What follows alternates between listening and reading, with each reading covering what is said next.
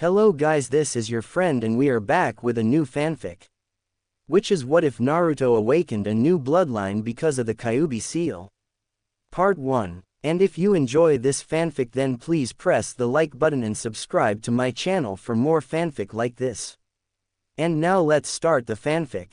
4 years ago in the land of fire, a great peril befell a large ninja village, for reasons unknown. The great nine-tailed demon fox, Kyuubi no Yuko, attacked the village hidden in the leaves, Konohagakure. It is said that with each swing of its mighty tails it could smash mountains, cause tsunamis, unleash destruction. It seemed that all was lost for the people of Konoha.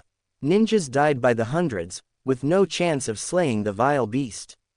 Even the third Hokage could not stand against the beast long, eventually being forced to retreat, if only to ensure that if the village survived, there would be a leader remaining. For you see, the third knew what was coming, and that his successor would not be in this world by the time the ordeal was finished. Hold on for just a little longer, the blonde ninja thought to himself, as he raced through finishing the last of the forbidden seal. The Shisho Fujin, a seal created for the sole purpose of sealing away demons, at the cost of one's own life. Running out of his house, the blonde raced for the Kyuubi's location at a speed nearing the speed of light. With a throw and a yellow flash, there standing before him was the great nine-tailed demon fox. With a bite of his thumb, 5 short-hand seals, and a cry of Kuchio's no jutsu, the great toad Gamabunta was summoned. Standing 60 feet tall, about the same height as the Kyuubi, the toad was orangish-brown, wearing a blue vest with the kanji for toad on the back, and wielding his tanta, which was about half the size of himself. The toad boss was truly a sight to behold. However, it was not him the people were looking at, it was the man atop his head. The blonde ninja, the Yondaime Hokage and quite possibly the world's greatest ninja, standing 6 feet 2 inches tall, with a Junin flak jacket, blue ninja pants and shirt, and his trademark white cape with the kanji, Konoha's yellow flash, on the back, stood proudly, radiating a power which could seem to overwhelm all who opposed him. The Yondaime has arrived, cried many ninjas from the ranks. The Kyuubi too took notice of the great being before him. Not as great as himself of course, but indeed powerful. With a lightning-fast slash of a claw, the great toad Gamabunta was wounded, a scar reaching from his left eyebrow to next to his nose, damaging the left eye. Jumping back, Gamabunta growled, "If you can do something kid, do it quick, I can't handle too much damage." "I will, just keep us close. If we get too far away, this won't work," the Yondaime yelled to his toad comrade. "I'll do what I can," the toad replied, and jumped high into the air, announcing, "Sweeten, Teppadama, water release, water bullet." 3 large orbs of water fired straight towards the Kyuubi, only to be deflected by its tails with seemingly little effort. While this happened, the Yondaime was quickly going through all 125 of the required seals.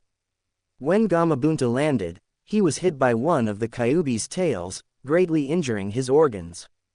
Yondaime as well was struck by some of the Kyuubi's energy, but at the same time he shouted out his technique, in a voice which rang louder than any of Kyuubi's roars.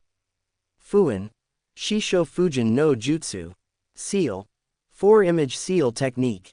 In an instant, the Kyuubi, Yondaime, and consequently Gamabunta disappeared. Only Sarutobi, the third Hokage, saw where the Kyuubi went. Its energy along with that of an unknown source, that felt almost like the Yondaime's, was felt entering the stomach of a newborn baby. The Yondaime's son, Namikaze Naruto, was now sealed with the greatest of the Biju within him. The cry which echoed within the barely lit room where Sarutobi and Naruto resided was not heard by many, but for Sarutobi, it would be the most painful experience for him, as he couldn't do anything to stop it. All the remaining ninjas on the battlefield cheered uproariously as they believed the Kyuubi had died. However, the cheering didn't last long, as they quickly noticed the absence of the Yondaime's body, as well as the number of corpses littered around them. The cries of pain were not ignored for more than a second, and quickly the remaining ninjas gathered the wounded and the dead, mistreating or burying them depending on the circumstances. One day later, the third Hokage was seen standing atop the Hokage Tower, addressing the people who stood below in the clearing. He was roughly 5 feet 6 inches tall, with short brown yet graying hair with a few bald spots, and in his 50s he was still a force to be reckoned with. Nicknamed the Professor, he knew over 1,000 jutsus, and could take down a small army of Junin by himself. Addressing the crowd, he spoke out to the crowd.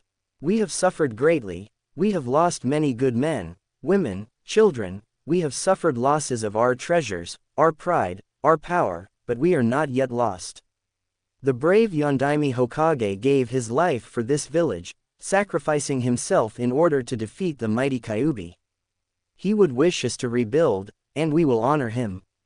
We will rebuild ourselves into the great village we once were. All is not lost, and by my life I swear I will protect you all, and that Konohagakure will again rise into a great village." Shouts of encouragement, whistling, clapping, and cheering was heard from the crowd. None of them knew the Kyuubi was merely sealed away, but let them believe what they need to.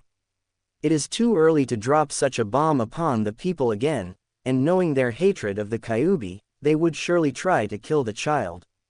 2 weeks later, the reconstruction of the village was coming along well. The fire daimyo decided to help fund the village's renewal, and with additional missions for surviving teams, the economy was improving. With the sped-up economy, the village would soon be completely rebuilt.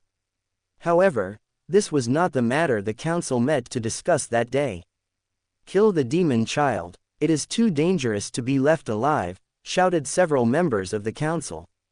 "It is a danger to us all. The seal could break, and then what would happen? We'd have a second coming of the Kyuubi," shouted other members. Sarutobi cut in, quieting the room with a gesture. When the room was fully silent, he spoke. "We cannot kill the child.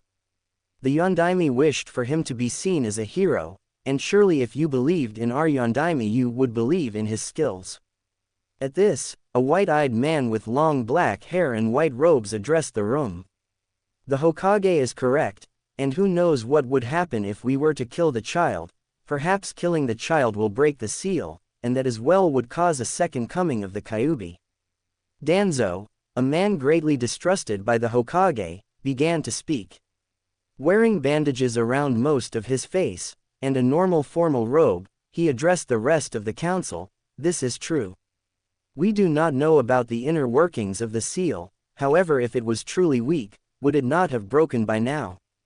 No, I say we take this child and make him into a weapon for Konoha. If he becomes a ninja, he may be able to use the Kyuubi's power against our enemies. Plus then he could be restrained, we could control the power of the Kyuubi." While stating this, Danzo was laughing maniacally in his head, but he succeeded in not showing what he felt inside. Several council members agreed to this plan of action, but Sarutobi would hear nothing of the sort. "This child is the son of the Yondaime. We cannot use him as a weapon." Hiyashi Hyuga, the man in the white robes, spoke up again. "Though I don't particularly care for the child, perhaps he should be placed with a family with one of the council members. He will soon start to resemble the Yondaime, and that will only cause questions to arise. Enemies of the Yondaime will chase after him, and if killing him results in the Kyuubi being released, then we'd all be doomed. This child must be hidden." Sarutobi, "I agree, he cannot be put with just any family in Konoha. He must be protected until he can protect himself. In order for this to happen, I believe a clan head should take care of the child." After 15 more minutes of discussion, it was clear that most of the council agreed the child must be placed in a clan head's family in order to prevent a second Kyuubi attack from occurring, but none of the clan heads were willing. Sarutobi, "Then I shall take him into my household. Perhaps if he lives with us, he can at least learn to protect himself while he is young. Since he truly is the Jinchuriki of the Kyuubi, then he will be able to grow very strong, and perhaps he will become the second Yondaime, instead of the second Kyuubi." With this statement, the council took a vote, and the acceptance of Naruto into the Sarutobi family became official. Though several of the members still hated the child, believing him to be the demon, the majority saw him as merely the container, and were either indifferent, or had plans for using him. Danzo. A rule was also made on that day, that Naruto's secret would be held by clan leaders and clan leaders only.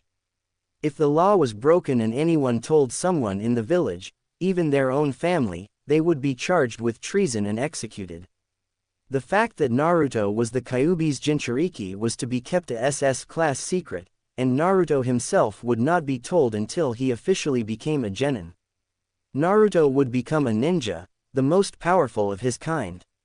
The young blonde woke up at 6 a.m. with no trouble.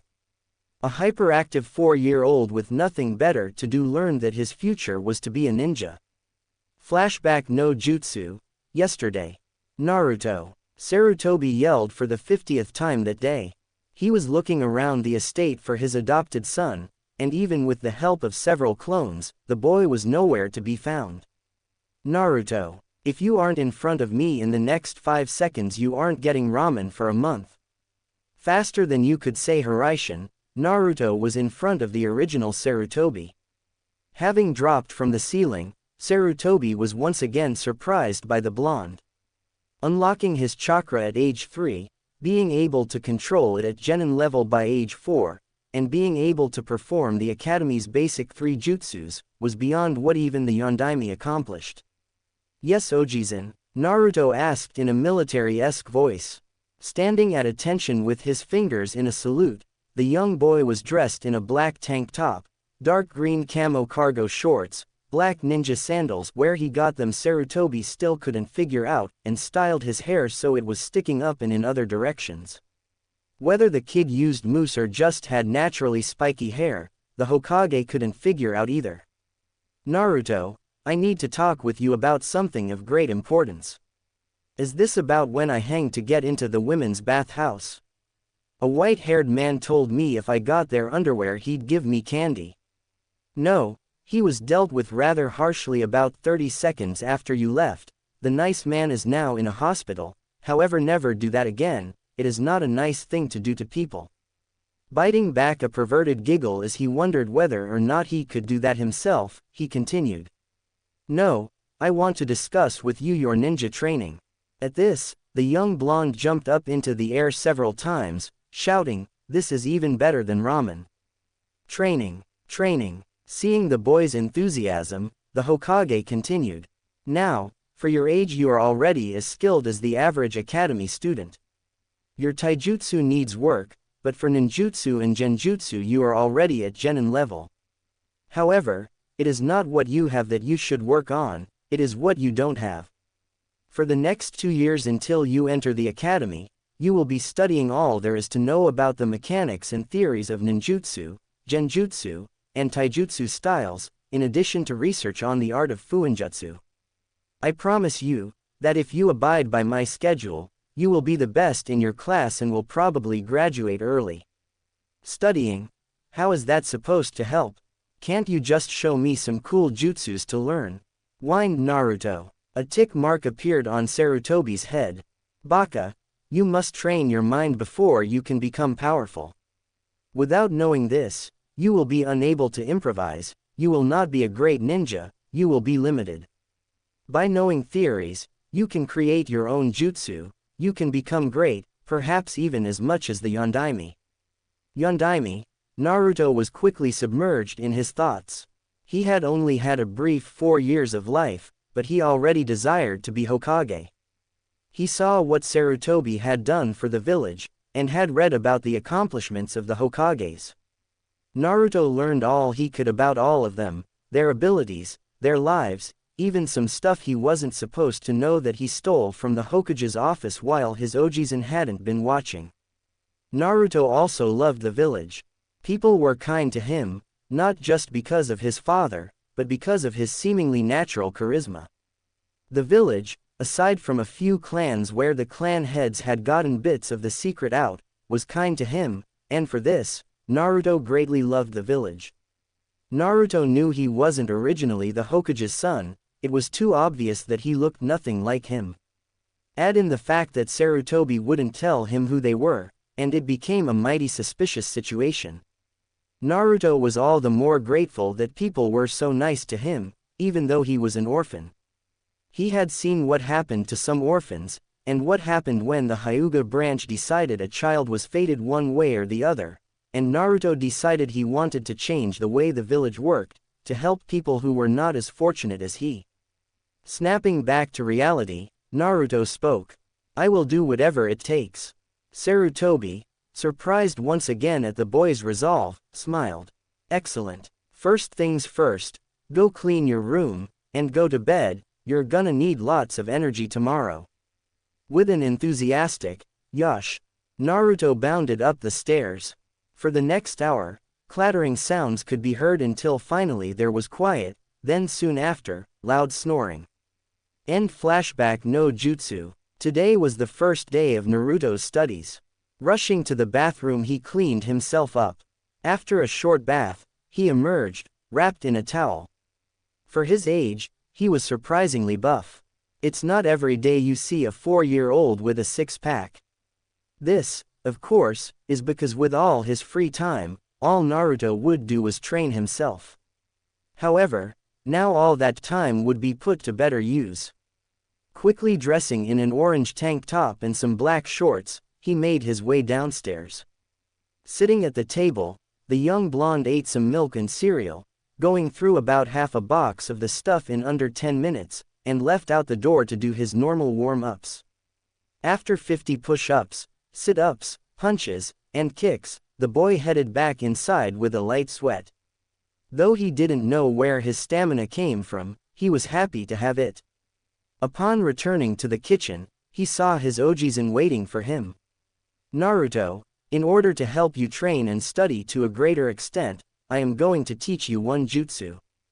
It is a Junin level kinjutsu, and I don't expect you to get it for several weeks.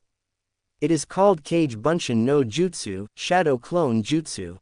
Naruto's eyes lit up. Not only was he learning a new jutsu, he was learning a Junin level jutsu.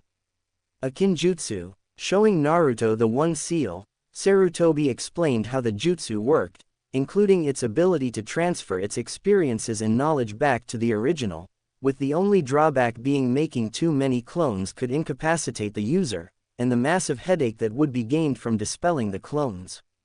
Naruto then set out to the backyard to practice. 3 hours later, Ojizan-sensei, I did it, shouted 5 Narutos standing in the training yard out back. A non-believing Sarutobi looked out the window, only to see that there before him were 5 Narutos, none deformed, and without being dispelled from chakra depletion. Wow, he whispered. Naruto, hold them for as long as you can, then come inside and rest. Sarutobi called from the estate. Naruto continued to stand and hold the clones for quite a long time, until his stomach started rumbling, which meant time for lunch. Having held the clones alive, so to speak, for a whole 5 hours, Naruto was plenty hungry, and headed inside to eat. In those 5 hours, Sarutobi reminisced. Knowing that he had not taught his student one of the keys to his success, the old man looked over the house. It hadn't changed all that much since he had brought Naruto home 4 years ago. The estate was 3 stories tall, painted white. It had several rooms on the first floor, including his den, a library, a living room, a kitchen, and 2 bedrooms, including his master bedroom. On the second floor there was just one long hallway, stretching the length of the house, with 6 large rooms, 3 on either side of the hallway.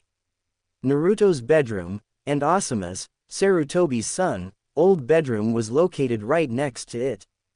The other rooms were either spare bedrooms or meeting rooms for the rare occasion that a meeting needed to be done in his private residence. The third floor was just one gigantic loft, with a gigantic bed, a hot tub, a porch that overlooked the training ground, a smaller kitchen, and one giant bathroom. A family of 6 could comfortably live there, especially because of the various deep couches in the room, some surrounding a fireplace. One wall held even more books than the library, however mostly not having to do with jutsus or any ninja-related business. The training room could be seen from the porch, on the east side of the estate. In the attic of that building was a lockdown seal to prevent anyone but himself or someone related to him from entering. However, Naruto could also get in if he entered with his Ojizan. The backyard was just one giant training field. It was as wide as the estate and training room, and stretched back so far it nearly entered the woods. When Naruto arrived, not much changed, other than the overall messiness that he eventually outgrew, but still, memories of Naruto flooded back, and yesterday's antics just reinforced his belief in the boy. Hearing a stomach growling loudly from behind him, Sarutobi turned to see Naruto holding his stomach. "I held the clones for 5 whole hours, can we eat now?" "I could have held them longer but I'm hungry," Naruto complained. Sarutobi agreed, and the two went out for ramen. With Naruto's monster stomach, he downed 24 bowls of ramen before being satisfied. With a wave to his favorite ramen cook and daughter, Tsuki and Ayame, they were off back to the training ground. "Now Naruto, the time you were able to hold those clones means you have at least high Chunin level chakra. But don't celebrate yet, you still have to learn to control it better. For the rest of the day and this week I want to do to trees what you did with the walls, climb up them with chakra. However, don't do this alone, get your clones to do it with you. Judging from your apparent supply, don't make any more than 9 clones at a time. Now get going, you have work to do." "Yes Oji-sensei." And with a gleeful laugh, the young hyperactive blonde set off to his work. 1 week later, getting up from his bed, promptly at 6 a.m., Naruto showered, pulled on some clothes, and headed down to talk with his Ojizan. "Nay, what am I going to be doing now? Naruto, now is when you begin studying. I know this may seem boring, but with every bit of knowledge you gain, you are one step closer to becoming Hokage. Remember, knowledge is power, and a stupid ninja is a dead ninja. Do not complain, this is for your own good." Leading Naruto into the downstairs den, he told the young, hyperactive blonde. "This is your assignment for the next 2 years. Read every single book here, and up in the loft.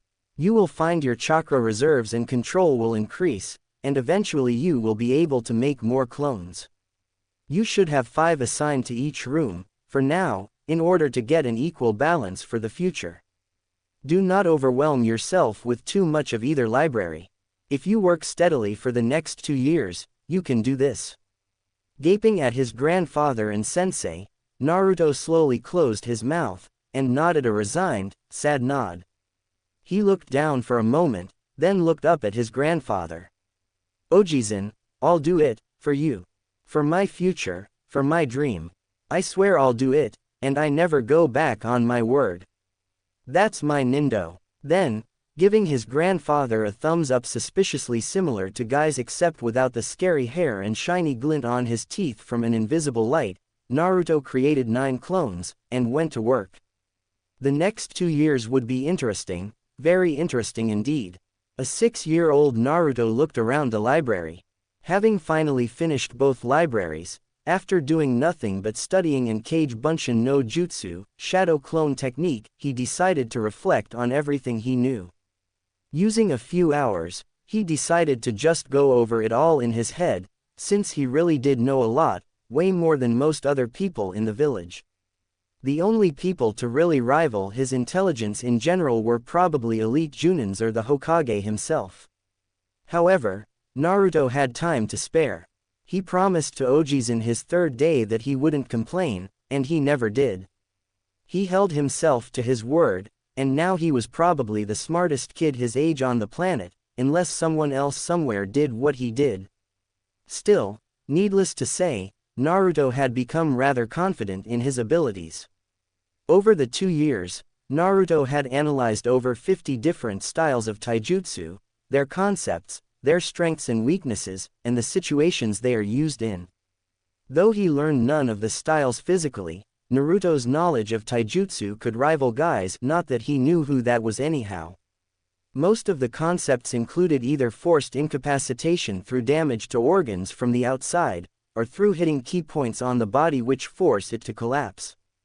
Upon looking through the endless scrolls and books, Naruto had even found a scroll that appeared to be the predecessor to the Gyuukin that the Hyuga prize over all other styles of combat. This scroll in particular piqued Naruto's interest in medical study, and over the 2 years, he studied many medical jutsu and concepts as well. There were theories on how to identify pressure point based on movements, as well as ways to light up one's tenketsu so that they could be identified and closed.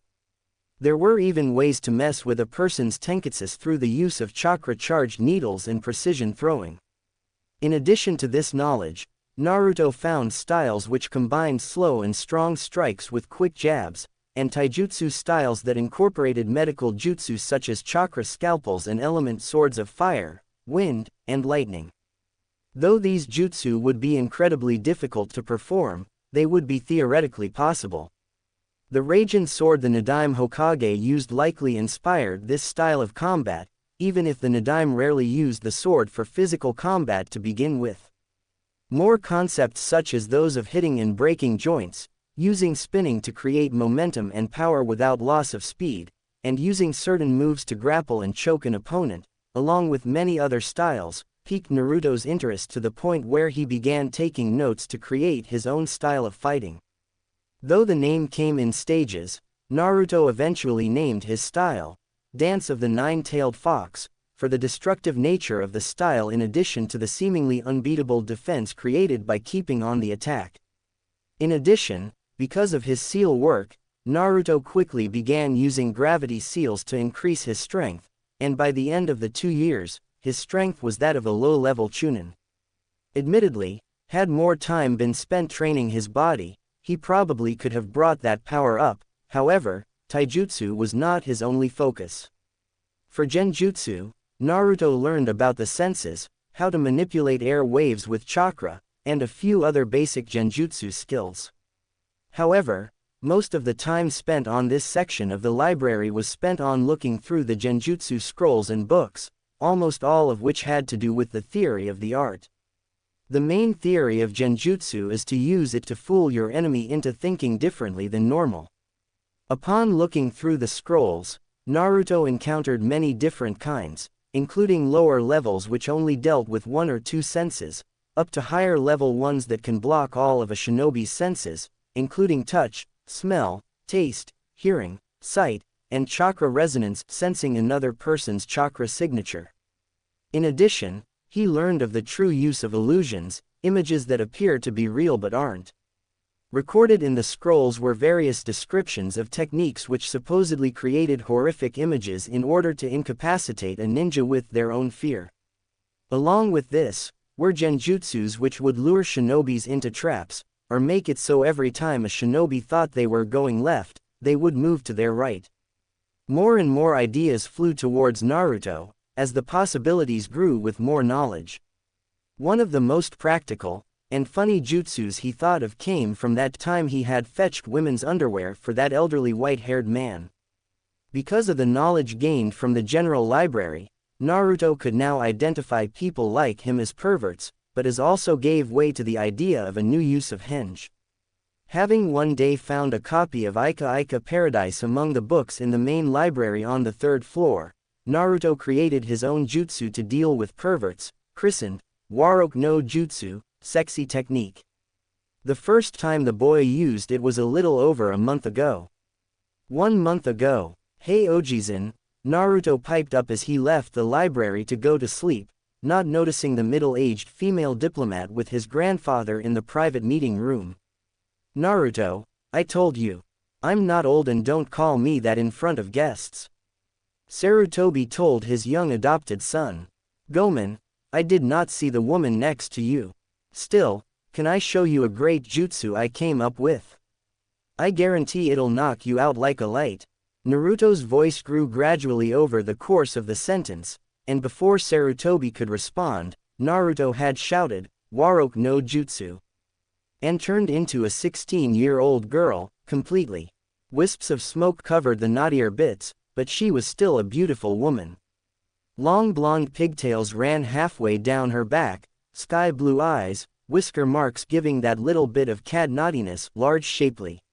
A sleek thin body, long luscious legs, and striking a seductive pose, Naruto-chan now stood before an unconscious Hokage, with blood streaming from his nose, position about 3 feet behind where he was due to the force of the burst. When Naruto cancelled the jutsu, he looked over to the woman, who still had a giant sweat drop on her head. Trying to be polite, Naruto offered for her to stay the night. In order to solidify relationships, the diplomat did not reveal the embarrassing situation, though she had quite a thing to tell people should the alliance falter. End flashback. Though his genjutsu and taijutsu skills grew, ninjutsu was quickly became the favorite.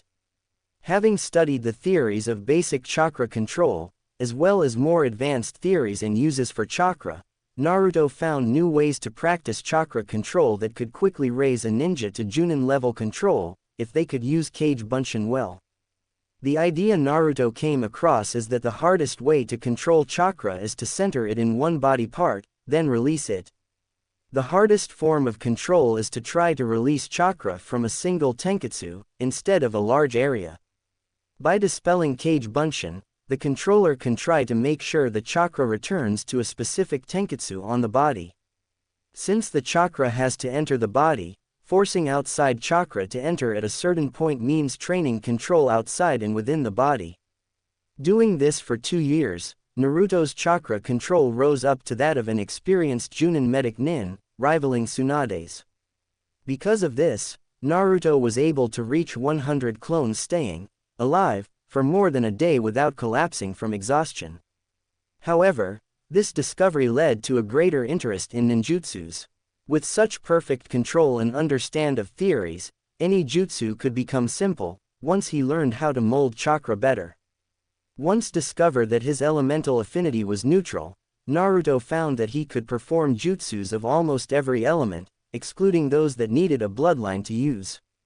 Water, fire, earth, lightning, wind. Just by looking at the jutsus, Naruto found himself pretty sure that he could use them even if only working on them for a short amount of time. Thus, the idea of causing mass destruction with very little drain on himself became a most attractive idea, and over the course of the 2 years, Naruto could manipulate all of the 5 possible elements for him, and do it well.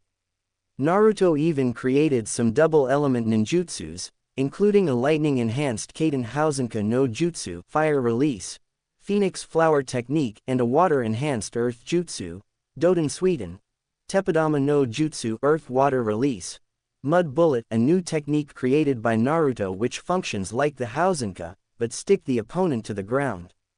As said before, ninjutsu was a talent for Naruto. However, out of all these talents, the one for which Naruto held the greatest affinity was Fuinjutsu, the art of sealing. The possibility to create powerful, unbeatable jutsus was at Naruto's fingertips when he came upon the first Fuinjutsu scroll. This form of technique took up the most space in the library, over 400 scrolls on the theory, kinds of seals, uses, concepts, and more, all within the library's walls. Scrolls of sealing were the most interesting, and according to several sources, their power went up to the point where demons could be sealed away, since that was really the only way to dispose of them. Of course, along with his normal reading in the loft on the 3rd floor, Naruto learned a great many things about the sealing of the Kyuubi no Kitsune no Yukai, and how his hero, the Yondaime, managed to seal the creature, despite that he had been told it had been killed, in fact, on the day of his birthday. Seeing that this was knowledge privy only to the Hokage, Naruto took great interest in reading about it and found that the Kyuubi had been sealed into a newborn child. However, it was then that Naruto noticed he had ventured into Ojizan's personal section of the library, and decided to ignore what he saw and ask said Hokage about it sometime later. A 6-year-old should not know such things, he thought, and I don't want to make him angry. I'll ask when I come across a seal like that one, so I have an excuse. Continued study in Fuinjutsu showed such possibilities as sealing enemies, at a more advanced level, sealing items, and making explosives. If there was a faster way to do seals than drawing them, then Fuinjutsu would be the most powerful type. As the 2 years came to an end, after having read and learned so much, and increasing his knowledge to a point where very few would ever outsmart him, Old Man Hokage decided to give Naruto a written test based on the subjects, questions only he and perhaps Kakashi or Shikaku Nara could answer. However, Naruto passed with flying colors, and at this point, Sarutobi labeled him a prodigy. Truly, he was a genius ninja. The next day, Naruto was to be sent to the academy. However, this led to a heated discussion. Ojizin, I know way more than anyone else there, and I bet I'm better at everything than all of them. Why do I have to go to the academy? Naruto, you may be a prodigy, but you can't just get everything your way. It will be a beneficial experience for you. Plus, you'll be able to make some friends. You haven't been out of this house once these whole 2 years, except 2 or 3 times for ramen. You've worked plenty for your age, and your youth only comes once. Have fun for once. But can't I just graduate early? Can't you promote me to genin or something? Naruto continued whining while leaving Sarutobi deep in thought. He's right, he's far beyond the level of any genin, in most chunin, and I promised the council that I would increase his power to the point where he could help in combat, really nothing I can do. Sarutobi snapped out of his thoughts and returned to talking to Naruto. Naruto, be quiet and let me think. I can't make him Junin, he isn't mature enough, however, he could pass as a Chunin. But how to make him act more responsibly? Once again snapping from his thought, Sarutobi put on a malicious grin. Oh Naruto, Sarutobi whispered in a devilish tone. Naruto immediately stopped and looked up in fear.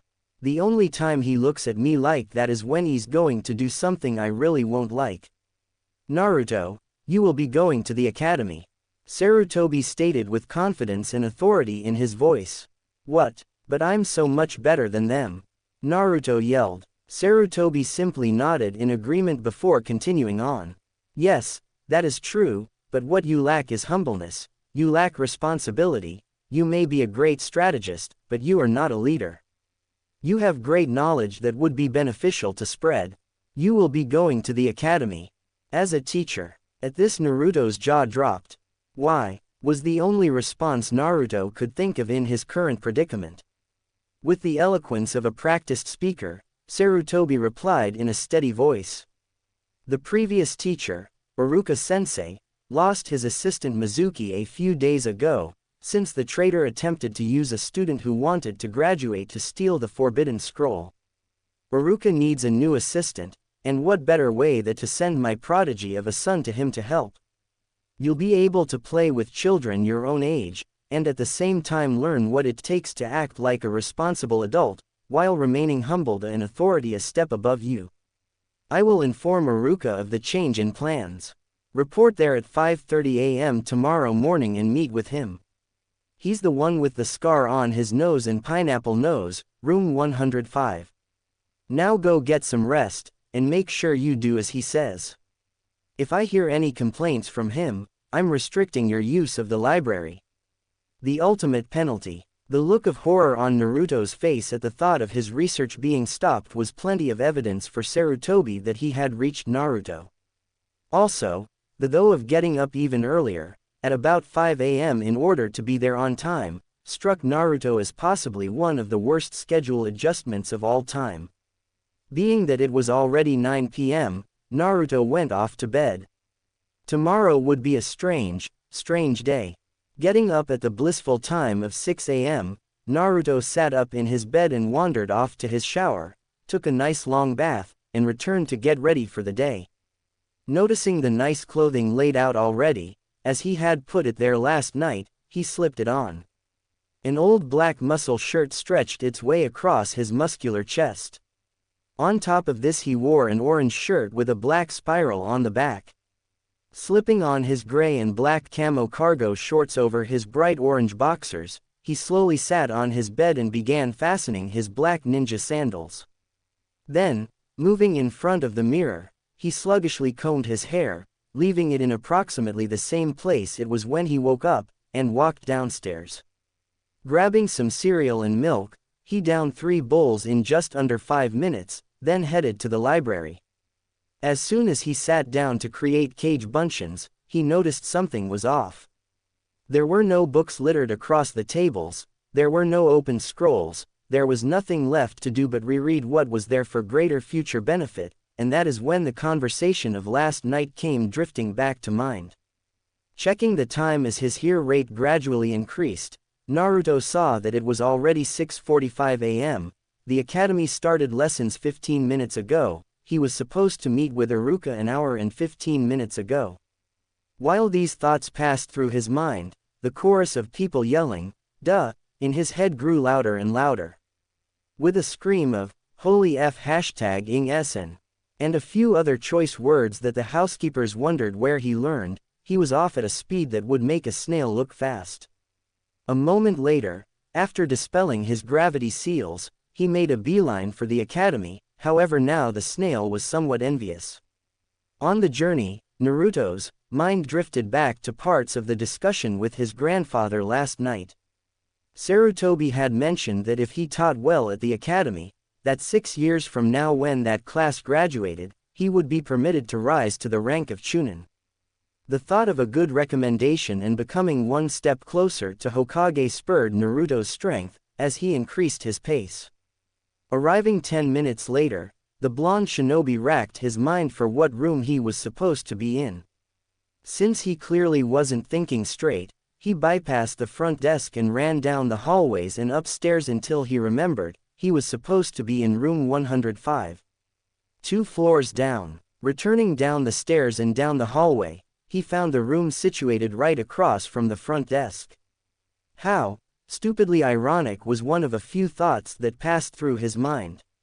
Seeing the young blonde simply staring at the door, the young receptionist shinobi on duty decided to find out what was going on. "Excuse me, ahem, sir, do you need some help?" Looking over, Naruto found himself staring at quite possibly the most beautiful woman he had ever seen. She was roughly 14 years old, 5 feet 8 inches with blonde hair down to her mid-back and a cute round face. Her bust was average size, and she appeared to be in great shape, as though she trained every day. She had a great natural beauty about her, one you couldn't develop, you had to be born with a body like that. However, Naruto suppressed his blush, mostly because of the overwhelming feeling of shock from seeing her weapon. Leaning on the side of the desk was a sword the size of her that appeared to be giving off its own green chakra. The unusual weapon was emitting a humming noise the closer Naruto moved towards it, however God only knows why. "Ahem, yeah. I'm here to meet with Iruka-sensei. I'm kinda late," Naruto said, stuttering only slightly, though she didn't appear to notice. "Ah, so you're a student. Well, feel free to go right in. He's an easy-going guy and it's the first day so you should be fine." She spoke in a confident tone, as her sword continued to hum. The fact that it was changing tone, as if singing a tune, only served to unnerve Naruto further. No, I'm his teaching assistant. I was supposed to be here, about an hour and a half ago. I overslept a little." This time, feeling a bit overwhelmed, he decided to figure out something about her. Miss, what's your name?" "Alira, and don't be so nervous. Kai, my sword won't hurt you. It's just happy to have someone around with lots of chakra. You'll be fine." "So, you're the teaching assistant. Tell you what, I'll just ask him to take a break for a moment so you won't be interrupting his class directly. That sound okay with you?" Yeah, thanks, that sounds perfect." Naruto subsequently became less nervous when the sword suddenly stopped humming. Holding down a small intercom button, Alira announced through the PA. "Iruka, we have someone here to see you, could you please report to the front desk?" With that, they waited only a few moments before Iruka emerged from his classroom, asking, "Alira, why can't you just knock on my door? I'm only 10 feet away, you know." "Sorry, couldn't be bothered. I've got to go deliver some stuff to a teacher upstairs, I'll leave you two alone." And with that, the mysterious woman grabbed her sword and walked upstairs. Iruka then turned to Naruto. So, you're Sarutobi's kid then? You're late, kid, really late. Tell you what, I know what happens to you if Sarutobi gets a bad report from me, so if you can go in there, prove your worth, and keep those kids awake for the entire lecture, then I'll let this little error pass by. Over the course of this little talk, Naruto's expression changed from fear, to acceptance, to enthusiasm. At this, Iruka smiled and walked back into the classroom, Naruto following closely behind. As they entered the room, few had turned, most of the children just kept talking with their friends. Iruka gave Naruto a little wink, signaling for him to get the room's attention. Naruto winked back, and began doing hand seals. 25 seals and 3 seconds later, he announced his jutsu. Raiden. Thunderclap no Jutsu. I don't have an English-Japanese translator. If someone could send me one, it would be greatly appreciated. At the announcement of this jutsu, Iruka quickly covered his ears, while the rest of the genins heard Thunderclap loud enough for their ear to pop, and in Kiba's case, cause him to roll to the ground in pain. Everyone's eyes were on Kyuubi, then on the person who used the jutsu, who simply pointed to Iruka. Needless to say, they got the message. After a few moments, Naruto trekked up to Kyuubi's location, and began healing his ears. After a few moments, he seemed to be perfectly fine again, if a teensy bit sore. Looking at his medic in wonderment, he was the first to ask. Who are you? I'm Sarutobi Uzumaki Naruto, assistant teacher to Iruka-sensei. At this, all but 2 of the class looked at the boy wondering just where he learned how to heal people. The first also looked at him, except with a blush on her face. Wearing a coat and black ninja pants, the dark blue-haired girl with white eyes tried to keep her head from becoming a tomato, but with little success. It didn't help her much that the boy was wearing baggy pants and she could see his boxers, nor did it help that the orange shirt and the angle of the sun made him look a god among men. He was clearly quite ripped for a boy his age, and had a nice tan. His golden hair was growing longer, down his neck, and he appeared to be a very knowledgeable person, confident, everything Hyuga Hinata wanted to be. However, the other person who was not looking at him, merely let out a snort. Uchiha Sasuke, prodigy of the Uchiha clan, was not as strong as Itachi but was still considered the strongest starting academy student. Dobi, you're wasting your chakra. Someone as weak as him doesn't deserve healing, especially from a low-class baka like you who can't even get into the academy. Looking down the rows of seats, Naruto spotted the one who had made the comment. Seeing the Uchiha crest on the back, he knew that this class was going to be tough to keep in line. An arrogant clan such as theirs spouting so-called prodigies was one of his least favorite ideas, especially since the Uchihas gained power by stealing jutsu from others. For your information, Uchiha Sasuke, you'd best watch what you say, because if you get out of line here you will pay the consequences. Now everyone look up front, I believe Iruka-sensei wanted your attention. Already I hate this responsibility thing, why can I just be at home reading scrolls? What kind of friends can you make when you have to be in charge of people? It wasn't clear to the class exactly who Naruto was, even after his announcement. Iruka, sensing this, decided to clarify. He is indeed telling the truth. This is Sarutobi Uzumaki Naruto, our Aiden son of the 3rd Hokage. His son, how is that possible? He must have been 55 when he had him with his wife, that isn't possible. Voiced one of the students. I knew I was gonna have to explain this. Rocking his head in his hands for a brief moment, then lifting it up, Naruto addressed the class. I am an adopted child, I was abandoned and the Sarutobis found me and took me in, very much like the Yondaime, who was also an orphan, found and trained. I do not know who my parents are, nor do I know my true origins, whether they be with Konoha or some other nation. I am greatly educated in many forms of combat, including various styles of taijutsu, a large arsenal of ninjutsu, and some genjutsu. I also specialize in fuinjutsus, as to be honest, it is probably the coolest shinobi art ever." Saying the last part with great enthusiasm, he got several odd glances, mostly from people who had no clue what fuinjutsu was. However, this did not put off the young blonde. "I'm also here as the teacher's aide for the next few years. Since I already know a great deal, I am here to share my expertise and help all of you become genin. Now pay attention to Iruka or I'll use another jutsu on one of you, one you most certainly won't find pleasant." The rest of the early part of the day passed without incidents. When it came time for lunch, Naruto decided to just sit out with the rest of the kids, despite Iruka's offer for him to eat in the teacher's lounge. Sitting on a bench, Naruto took out some ramen in an oversized thermos and began eating. Looking around, he saw various kids doing all sorts of interesting things. Various random ninja kids were playing on the swing set, going down slides, and playing on the monkey bars. A kid, who Naruto learned was named Shino, was playing with an anthill, seemingly fascinated by their behavior.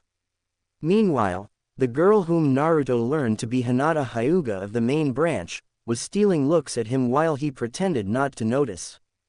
Who knows, maybe she'll become a good friend. The Uchiha boy was off in a dark corner, trying to dodge numerous fangirls, including a pink-haired girl named Sakura, and a blonde-haired girl named Ino.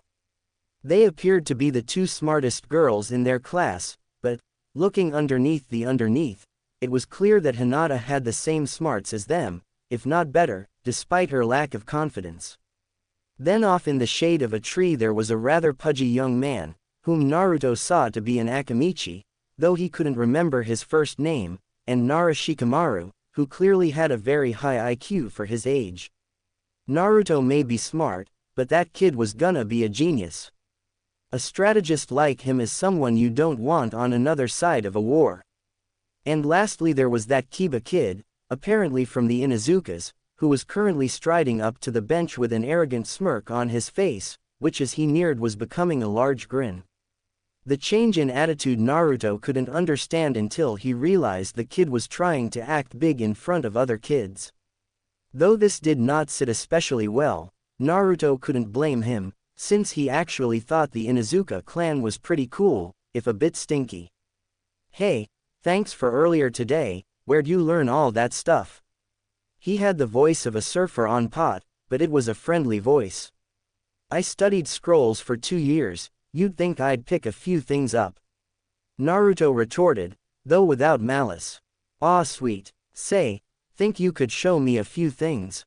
His voice was genuine, and he seemed willing to learn. May as well give it a shot.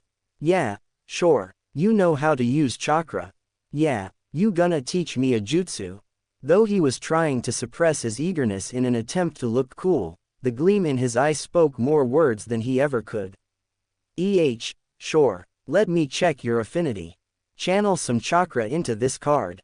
Holding out a card to Kiba, the boy did as told. The card split in half then turned to dust. You appear to have 2 affinities, a rather rare circumstance. Wind and earth, wind especially is rare. Well, I'll show you something basic. Follow my seals." Making 3-hand seals, the young blonde spoke quietly, "Doden, inner decapitation technique," then sunk into the ground and pulled Kiba down so that only his head was exposed above the ground. Then, turning away from the boy, Naruto walked away. Or was going to until he realized he'd left Kiba in the ground. Turning around, Naruto pulled the young Inuzuka out of the ground, and looked him over. Kiba was an oddity to Naruto. The beastly look of his brown hair and face, in addition to his abnormally long canines and the red paint in streaks under his eyes made him look like a wild animal. The furry coat he wore and gray ninja pants made no great impression on Naruto, so he simply got up, and returned to his bench, continuing to eat his ramen. "Hey man, thanks. Your name's Naruto, right?" A mere nod of the affirmative answered his question. "Okay then, Naruto, I'll see you around once I get the hang of that jutsu."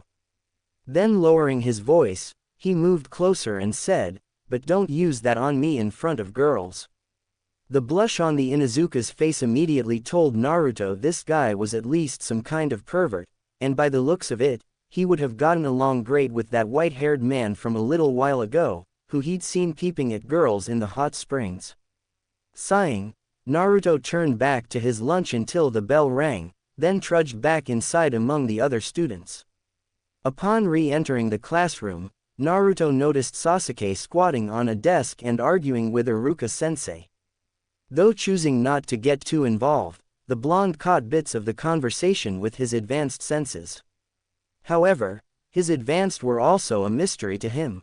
Every time Naruto had an hearing or seeing exam, he passed with no trouble, even hearing tones that no normal person should have been able to hear, and seeing so sharply and in such detail that it seemed as though he had telescopes in his eyes.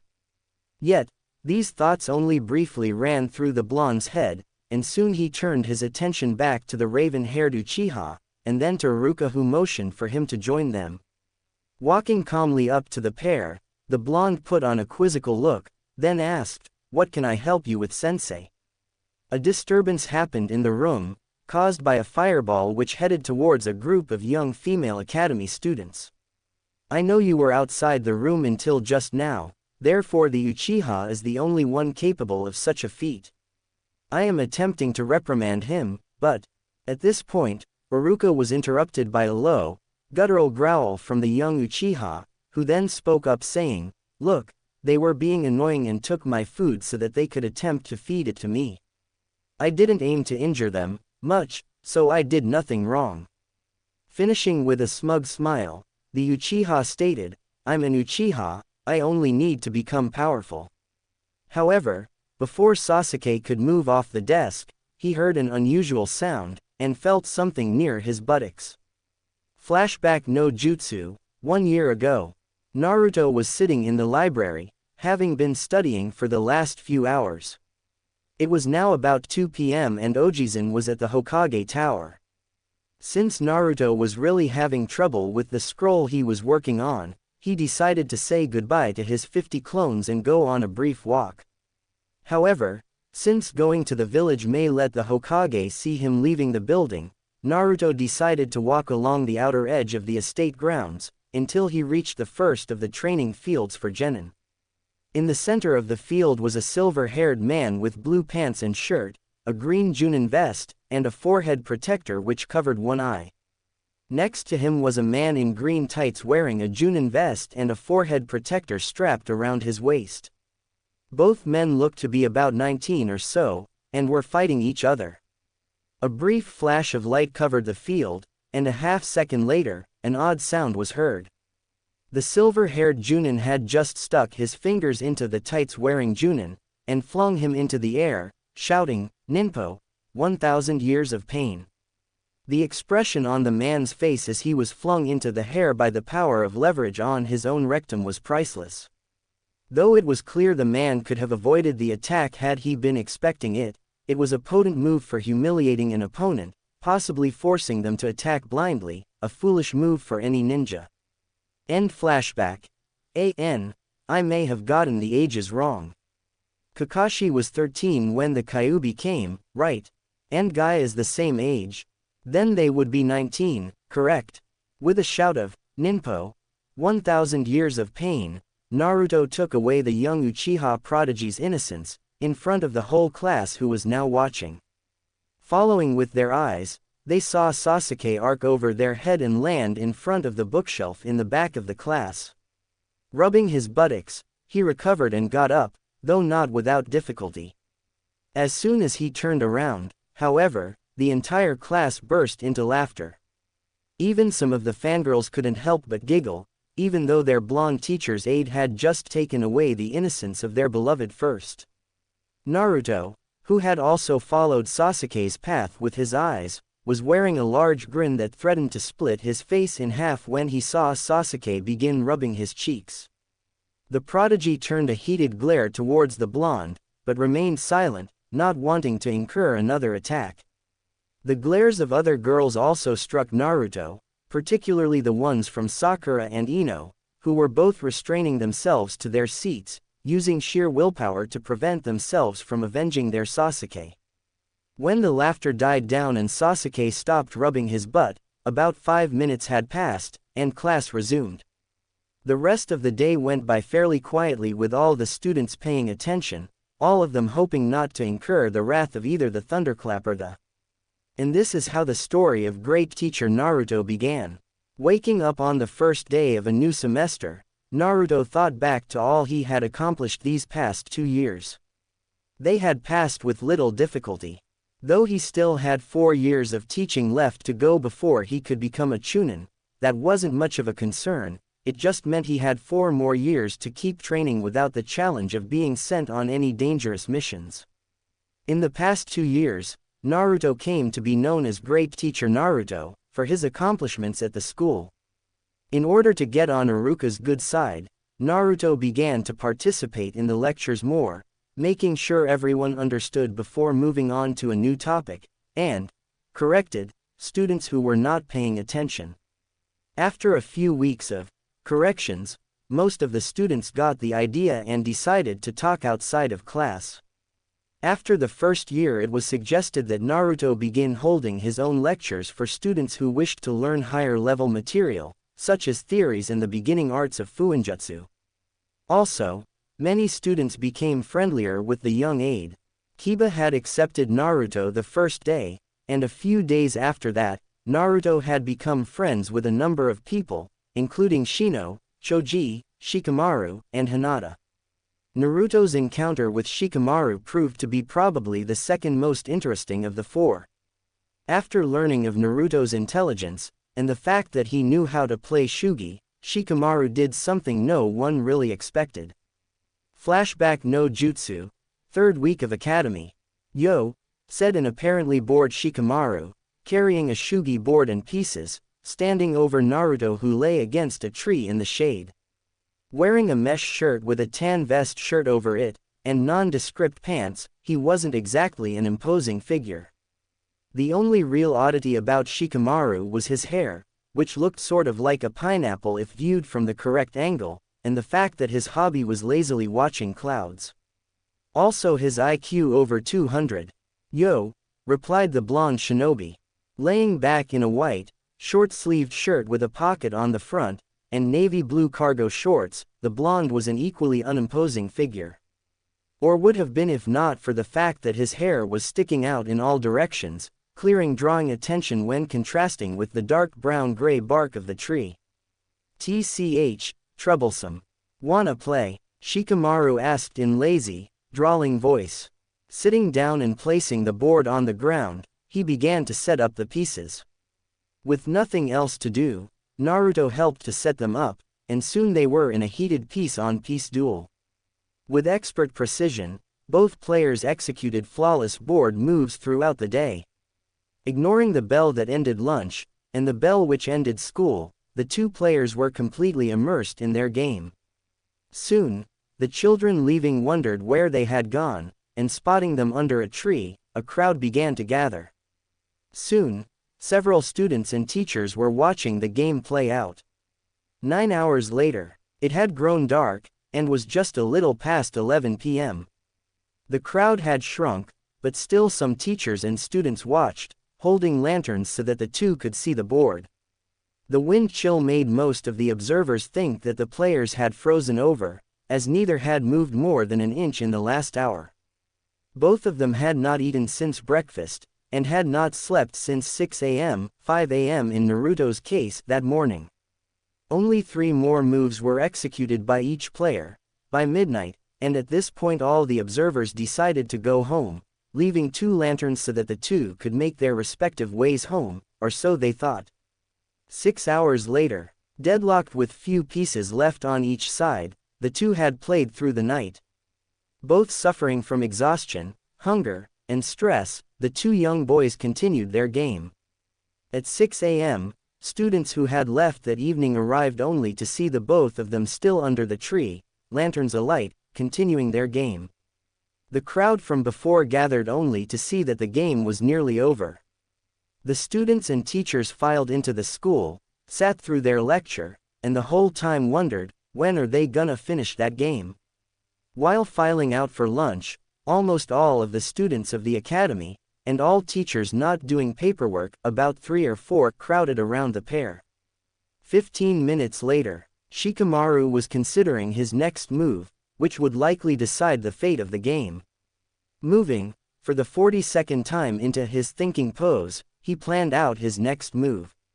5 minutes later, he opened his eyes, and moved a piece forward. Naruto, not anticipating the move, began to think about his response. However, hunger and exhaustion was clouding his mind. There was no way he could break away from the game now, it had to be finished. Looking at the board, he analyzed his situation, and saw that he had been mostly trapped within a square of pieces, closing in on his remaining pieces. Going for a final, do-or-die move, Naruto moved a piece 3 spaces forward, once to the left, hoping to redirect the well-planned assault. He was not so lucky. Seeing the diversion for what it was, Shikamaru moved a last piece ahead a space, instead of taking Naruto's bait, and with that, Shikamaru won. Then both boys collapsed from exhaustion and lack of food. They woke up the next day in their respective homes, and unknowing of what the other was doing, they both climbed up to their respective roofs, and watched the clouds pass by. The most epic game of Shugi ever played, someone had finally beaten GTN at something. End flashback. Thinking back to the game and how fatigued he was afterwards, Naruto got out of his bed and made his way to the shower. Stripping off his clothes to reveal his tanned, well-muscled body, Naruto hopped into the shower. This caused Naruto to remember how he had first met Hinata personally. Flashback no Jutsu. Start of 2nd year of the academy. Naruto was resting after an exhausting training session at the academy grounds, where he had been throwing shuriken.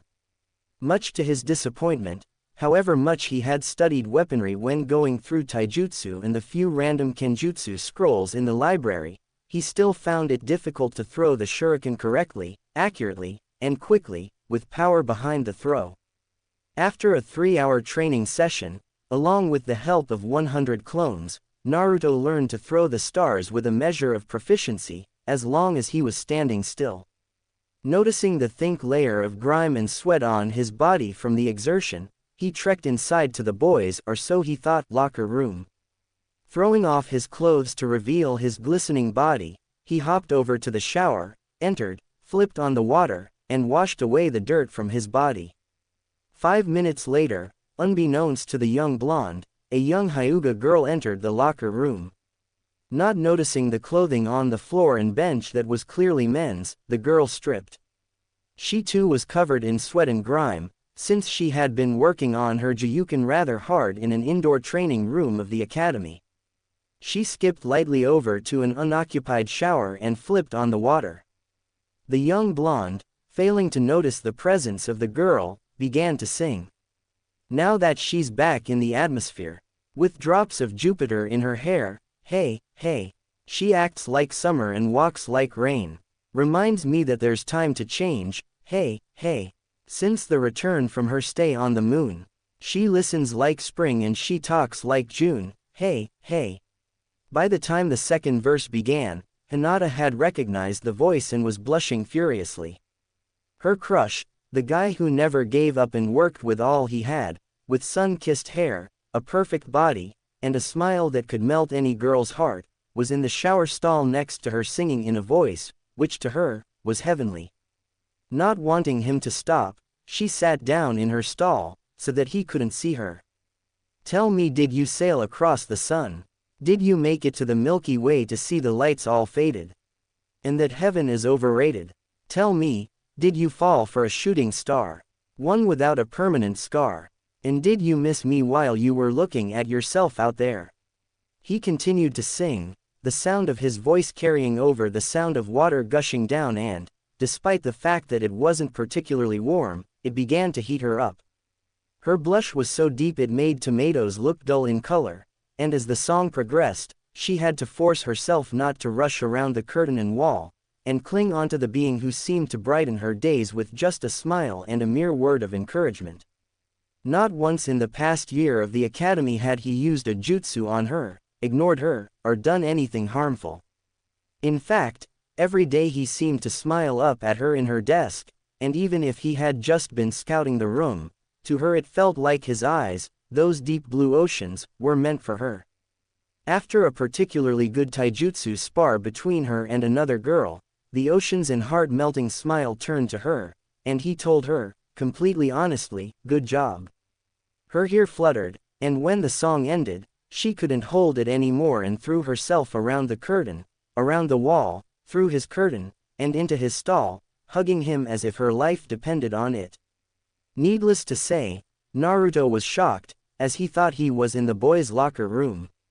He was about to speak, when he realized that the girl grasping him so tightly was none other than Hinata Hyuga, the girl rumored to have a crush on him, and that she was. Not being able to help it, his body began to react, and there was soon a hard object rubbing against Hinata, and a moan escaped his lips. Her body reacting as well, she reached up, kissed him on the lips, then left the shower stall. Grabbing a towel, she dried herself off, grabbed her clothes, dressed, and left without a word. The reason that Naruto had not come out after her was because he was frozen in place. In fact, he was stuck in place for quite a long time. Thoughts keep running through his head, none of them making much sense. However, he eventually came to two conclusions. The first was, a Hyuga Hinata had just run into his shower stall, pressed against him, kissed him on the lips, and walked out.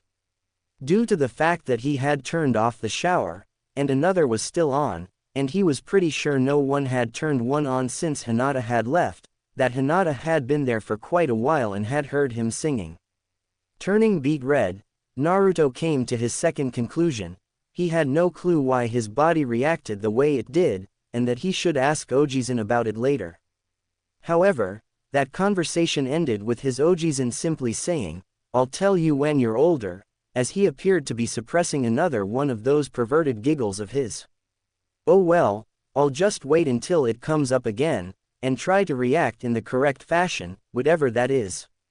End flashback. Needless to say, the past year since then, Hinata became bolder and began talking with Naruto. However, she never brought up the shower incident again, and every time she saw him without a shirt, she fainted. Though most other kids could see the cause of this, especially because of the telltale nosebleed, Naruto was oblivious and attributed it to some sort of recurring cold.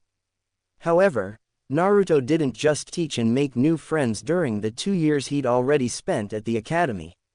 Leaving the shower and going to get dressed, Naruto pulled on his clothes, then made 200 cage bunchins which cost less than 5 of Naruto's increasingly large chakra reserve, and sent them off to do their duties. One drawback Naruto found to the cage bunchins idea was that they couldn't be used to increase Naruto's speed or power. Since much of Naruto's time was spent teaching, and using a cage bunchin to teach was not allowed by Iruka, he had little time to increase his physical skills. However, his mental abilities continued to grow, and Oji-sensei even agreed to let Naruto start using the library in the loft of the training dojo outside. Currently, with the help of clones, Naruto was learning more advanced theories, and a new jutsu every month from the dojo library. Considering it held over 1,000 jutsus, and almost that many theories, the progress Naruto was making seemed minimal, despite his clone's work. Still, by the end of 2 years, Naruto had learned a great variety of D and C rank jutsus, and theories on fuinjutsu and ninjutsu that had only been fully applied by the Yondaime and Jiraiya, the Toad Sannin. Among the seals Naruto learned to use were storage seals, explosive note seals, and the beginnings of human sealing, a forbidden art which developed into the sealing of the Biju, as the seals grew to greater levels. The human sealing seemed morbid to Naruto, but he quickly brushed off the thought when he noticed how useful such seals could become. Leaving his room and heading downstairs, Naruto noticed something was wrong. Usually, at this time in the morning, Oji-san was leaning back in a chair with a hot cup of coffee in one hand, a book in the other, in a position so far back that if Naruto had never seen his Oji-san sit that way, he'd be sure that the old man would fall and break a hip. However, There was no Oji-san that morning, maybe he just went to the tower early today. With that thought, the young blonde shoveled down breakfast, then raced off to the academy. On the way there, Naruto regretfully remembered what happened just last week. Flashback no jutsu. 1 week ago. Hey Alira, how's it going? Naruto asked, in his usual friendly tone. Every day since he had first arrived, Alira had always greeted him with a warm smile and pleasant conversation before Naruto headed off to help Iruka. It's going pretty well, I'm up for the Junin exams soon, I'll be gone next week. Just think, I could be a Junin. In a few years I may even get my own team. It was well known among those who knew her that Alira wanted children, but sadly she couldn't conceive due to an injury from a mission when she was 10 years old. Naruto had started to feel like something of a younger brother around her, even though she was about twice his age. Alira Ne-chan is gonna be a Junin. Believe it, it had only been 2 years since Naruto had started helping to teach, and though he was maturing, sometimes he seemed just the like 8-year-old kid he was. Yup, now be good while I'm gone, and be nice to the receptionist. I don't want to have to worry about angry coworkers beating on my little bro while I'm gone. Got that? Yes Ne-chan, I gotta go now, time to help teach the brats. You're a brat too, Ne-chan, were the last words Naruto whined before entering the room for another day of lectures, keeping kids awake, and building his reputation as GTN. End flashback. Arriving at the academy, Naruto noticed most of the lights were off. Considering there was a strong overcast of dark gray clouds, the lack of lights confused Naruto. Heading off for the front desk, Naruto found the new receptionist, a cute woman about 22 years old, with a serious look on her face, staring at Naruto. What's going on? The young blonde inquired, noticing the mood and lowering his tone of voice. There was a disturbance last night over by the Uchiha district.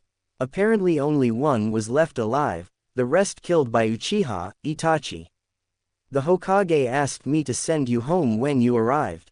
Don't worry, there likely won't be any classes until this issue is sorted out. Itachi killed the clan, how can that be? I need to figure out what's going on. Thank you, muttered Naruto. Turning on his heel, the young prodigy walked out into the coming storm to find out what he could do. For the first time in his life, Naruto felt helpless. Though he didn't really care much for Sasuke, Naruto respected his skills as a prodigy. Also, not that the Uchiha was likely just like him, an orphan, Naruto felt a certain amount of sympathy for the boy, even if he wasn't exactly the most likable guy. However, what burned at Naruto was that the Uchihas were just like the Hyugas, intra-clan marriages, the less powerful serving the more powerful families of the clan, and the fact that Naruto hadn't known the massacre had occurred. Swearing to himself yet again, that he would change the clans of the village, so that no child would be thrown away, he slowly walked home. That night, Sarutobi explained the incident to Naruto in detail, also explaining that Sasuke had suffered a very traumatic experience. Apparently his brother used a powerful genjutsu on the boy, making him live through the massacre of his family, and thus Sasuke would no longer be in the class, until it was deemed that he was of sufficient mental stability to continue his work. Also, refusing to accept hospitality, the boy was put into a mental facility by force, if only to temporarily measure his mental capacity. Though Sasuke might not be in the class any longer, Naruto was not happy. The boy was not just as bad off as he had been at birth, if not worse. Unfortunately, classes didn't resume for a whole month, but from that point on, the class changed. Sasuke wasn't out for any normal power, he was out for the power to defeat his brother, and revive the clan. Though no one ever heard this from Naruto, that night he promised to himself. Once I become Hokage, I will help him rebuild the clan, so that the Uchiha massacre will not be a tragedy, it will be the birth of the new clan system of Konoha. Naruto got up, stretched, shut off his alarm, and went through his normal routine. Today was the day he would finally end his service as the once famed great teacher Naruto, the teacher's aide who gave advanced lectures on theories that even some of the teachers were having problems with. The blonde who had encouraged his students to better, kept them at attention, and made sure they all got a proper education, even the fangirls. 4 years had passed since the Uchiha massacre. Though Sasuke was clearly not in a very stable state of mind, he was released in only a month and returned to the academy without having to attend any makeup courses. All returned to normal, except that Sasuke's fangirls now not only wanted to be with him, but they wanted to save his dark heart and bear his children so that they may revive his clan. The dark pre-teen had labeled himself an Avenger, and the rumor around the village was that he planned to gain the power to defeat Itachi himself. Deciding he had meandered over this topic in his head long enough, Naruto tried to shut the thoughts out of his mind. As soon as Sasuke came back, Naruto had found that the Uchiha wasn't really interested in re-establishing his clan, which was made especially clear by his apt attention to Iruka-sensei and his apparent disinterest in girls, which made Naruto consider that the Uchiha may have become gay. Frowning disgustedly at the thought of the great Uchiha prodigy prancing around in a green tights, much like the ones that the over-enthusiastic, youthful, Maida guy wore, Naruto pushed the thoughts out of his head, only to be replaced by memories. In the past 4 years, Naruto had made many improvements. He had learned all the D and C ranked jutsus in Oji-san's dojo library, and had learned several B and A rank ones. The only reason he didn't know more was that Naruto had devoted much of his time to Fujinjutsu. Naruto's skill had reached the point where he could modify explosive tags to form specific shapes of explosions, increase the power, or even direct the explosion in a certain direction. Also, he could write the seals fairly quickly, being able to make a modified explosive tag every 20 seconds without fault. Also, Naruto discovered the art of chain tagging. This was where one tag could set off seals with the chakra, releasing more seals, and more so that one kunai with an exploding tag could be used to blow up a whole building. However, explosive seals wasn't the only kind Naruto had discovered. Better weight and gravity seals were found among the scrolls, allowing Naruto to help his taijutsu further. Stamina seals were yet another worthy discovery. The theory of the stamina seal was that by draining life force, the user of the seal could quadruple their chakra supply. By making cage bunchins with a small amount of life force in them, so insignificant that it would only cost Naruto a day of his life, Naruto could keep his cage bunchin alive for hours. By putting a stamina seal on a cage bunchin, it became nearly impossible to tell apart from the original, as it could take many hits to dispel the clone. Discovering this when he was a mere 9 years old, Naruto used this technique to replace himself with clones and skip out to train taijutsu. With this additional training, Naruto could soon rival most Junin with his speed and strength, excluding Maida Guy of course. In doing this, Naruto also added to and fully mastered his style, known as Dance of the Nine-Tailed Fox, which he had created a little over 5 years ago. With his ninjutsu, genjutsu, taijutsu, and fujinjutsu progressing as it was, in addition to his more mature nature, knack for strategy, and the ability to lead, Naruto had gotten a good recommendation from Iruka, and today would be promoted.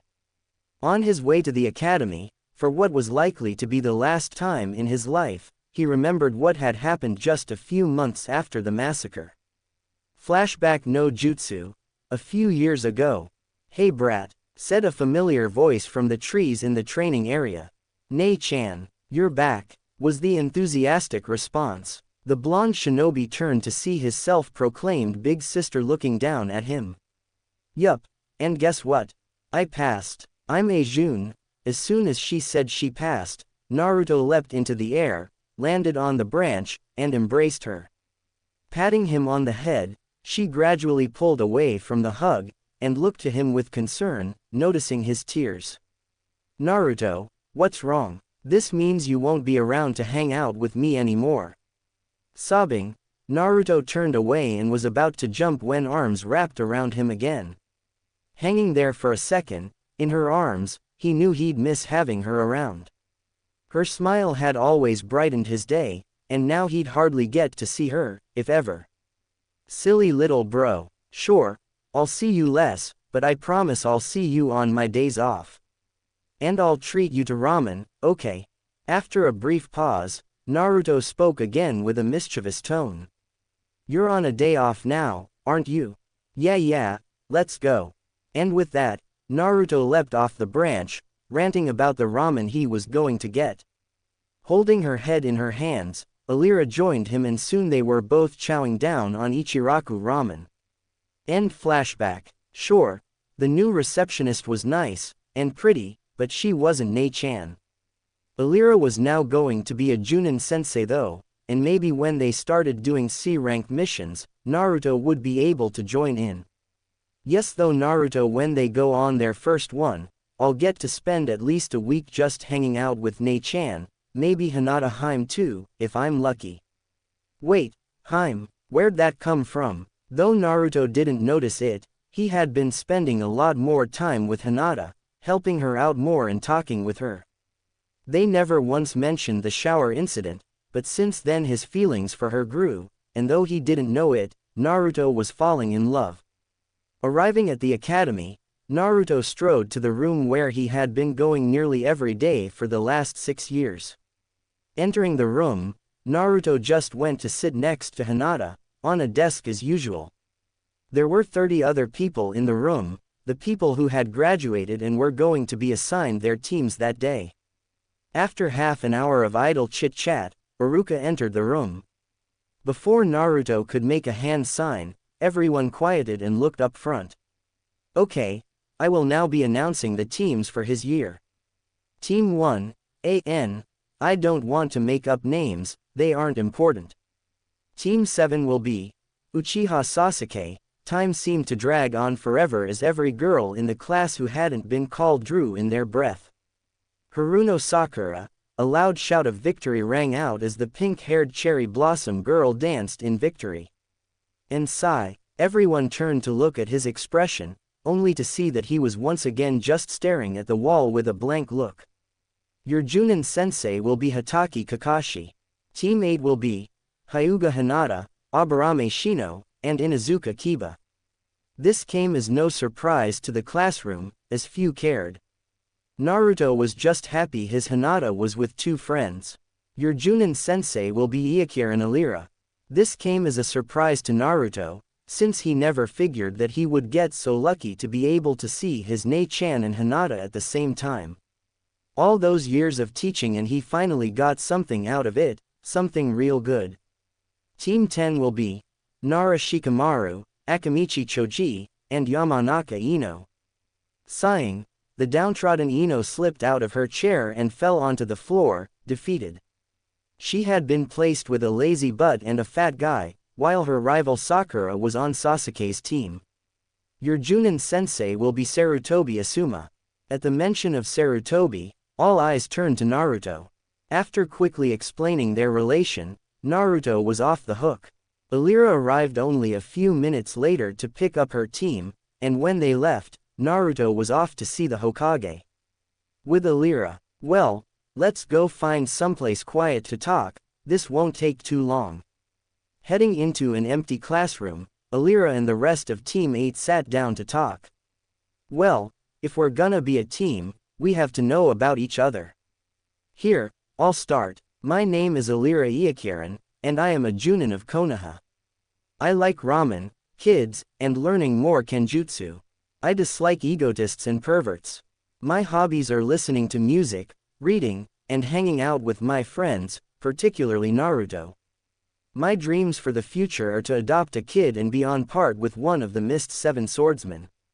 Turning her attention to the Inuzuka, she said, Hey Mutt, introduce yourself. Growling at the implied statement that he is a dog, he hastily started. My name is Inuzuka Kiba. I like reading manga, playing with Akamaru, and, blushing, Kiba briefly examined Alira's body. On that day she was wearing a tight blue Junin outfit with a green vest and her sword lay beside her. She was crouching, and when his view reached her legs, they disappeared, and he was smacked on the head by a large fist. Ow, what was that for? He growled pitifully. I said I didn't like perverts. Now keep your eyes off, I'm not a show for you. Alira said reproachfully. Then nodding to him, the beastly boy continued. I dislike stuck-up girls like you, another bop to the head. Taking a more respectful tone out of fear for his health, he once again continued. I don't like people who make fun of others and those that insult my clan for its practices. My hobbies are playing with Akamaru, hanging out with friends, and learning new jutsus. My dream for the future is to become the head of my clan and help Naruto become Hokage and reform the clan system. So he's heard of Naruto's dream, Interesting. Okay. Now you, in the coat. I am Aburame Shino. I like bugs. I dislike people who kill bugs. My hobby is learning my clan's bug techniques. My dreams for the future are to become head of my clan and creating new bug techniques. He spoke in a monotone voice, which slightly unnerved Alira. Great. A bug user. Bugs are gross. Well, at least he's supposed to be pretty good, at least he won't be problematic. Taking the initiative, the girl began to talk in a way that would be considered uncharacteristic of her just a few years ago. My name is Hyuga Hinata. I like Naruto-kun, practicing my taijutsu, and visiting with friends. I dislike arrogant people, and my clan because of the way it has separated me from my cousin. My hobbies are practicing the Gyuukin and reading. My dreams for the future are fixing the Hyuga clan, and helping Naruto-kun. So after a long pause in her growing blush, she turned away from the group. Sighing, Alira decided to just get this thing over with. Okay, now that we know each other, I suggest you go home and train, and make sure you get a good night's rest. Tomorrow, meet me at Training Ground 14 for your Genin test. Wait, I thought we already did the Genin test. We have the forehead protectors. Kiba yelled, much to the surprise of Hinata and Shino, who were both rubbing their injured ears. Kiba, you don't have to yell. She's right here, Shino stated in a surprisingly calm voice. Before Kiba could tell Shino off, Alira cut in. No, you passed the academy exam. That was to make sure you were ready for the Genin exam. This test is to see if you are good enough to become Genin. I must warn you though, this test has a 66 rate of failure. Only 9 of the rookies will pass this test, meaning only 3 teams. The rest of you will all be sent back to the academy. Meet me at the training ground at 9 a.m. sharp, and don't eat, you'd throw it all up anyway. With a wink, Alira picked up her sword, Kai, strapped it to her back, and shinned away. Splitting up, the 3 members of Team 8 said their good lucks and goodbyes, and went off to eat, train, or in Hinata's case, find Naruto. With Naruto, nay, Oji-san, can I have my vest now? Naruto was bouncing up and down in the Hokage's office. Having waited patiently for half an hour for the old man, Naruto was beginning to lose patience. OJJI-san. Come on, you said I would get it today. Alright, Naruto, I'll just finish these later. Pushing the accursed paperwork off to the side, the Hokage turned his attention to the boy in front of him. Reaching into his desk, he pulled out the vest he had put there last night.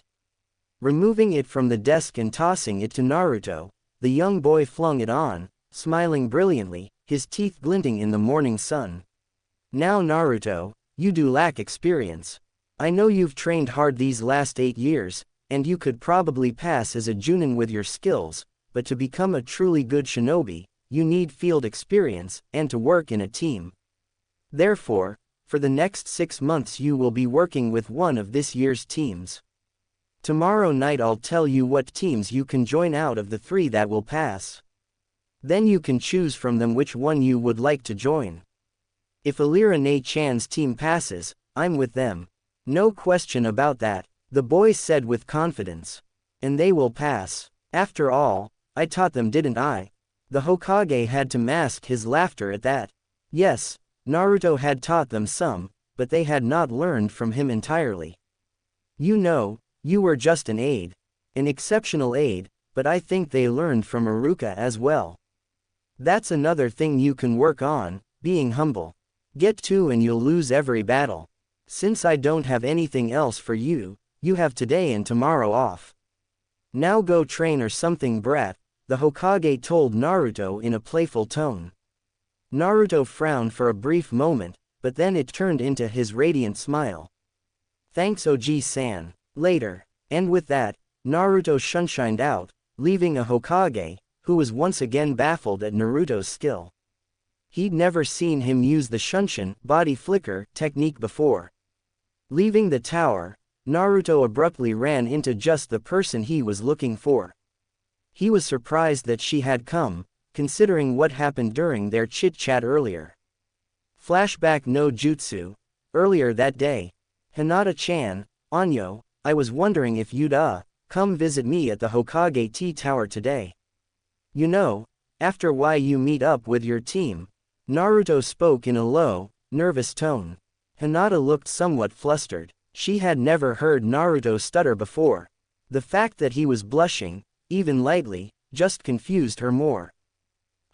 Why yeah, sure. Overeager to get started on the right foot, Naruto moved to hug her, but tripped.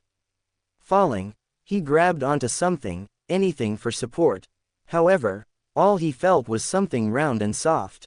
Underneath him was Hinata, and he was holding her left in his left hand. Quickly getting up, he reached down, blushing furiously, he lifted her up. Muttering an apology, he turned away and sat on the desk again, eyes glued to the floor. Right then, before any more awkwardness could occur, Iruka walked in. It was as if he had timed it so that I couldn't say any more than that, Hinata thought, looking suspiciously at the blonde, with a blush on her face as well. End flashback. Naruto-kun, why you wanted to speak with me? Ahem, yeah. Follow me. Nodding, she agreed. He led the way for them, walking for a good 5 minutes until they reached a secluded portion of the park near the Hokage Tower. They hadn't spoken a word, he just took her hand, which she blushed at, and led her on. Reaching a rather large tree, he leaned against it, motioning for her to do so as well, which she did. Hinata-chan, would you go out with me on a date tonight? Go out on a date? Hinata thought, completely shocked. She blushed a deep red. She had been dreaming of this moment for many days now, and now that it had come, she didn't know what to say. She knew what she wanted to say, but her mouth complying and forming coherent words seemed beyond her. Reverting back to her shy girl watching from afar days, she simply nodded. Really? He asked, as if the nod was not a definite answer, and partially because he really didn't expect her to agree. Managing to make her mouth work, she spoke. Why yes, I'd love to. Great, I'll come by and pick you up at 5. Then hugging her briefly causing her to squeal, he made off for his apartment to get ready. Tonight would change his life. Trying to pull herself out of the puddle of happiness she had become, Hinata made her way back to her house. Brushing past her father still in a daze, she walked into her room, then yelled for the whole Hyuga household to hear. Yes,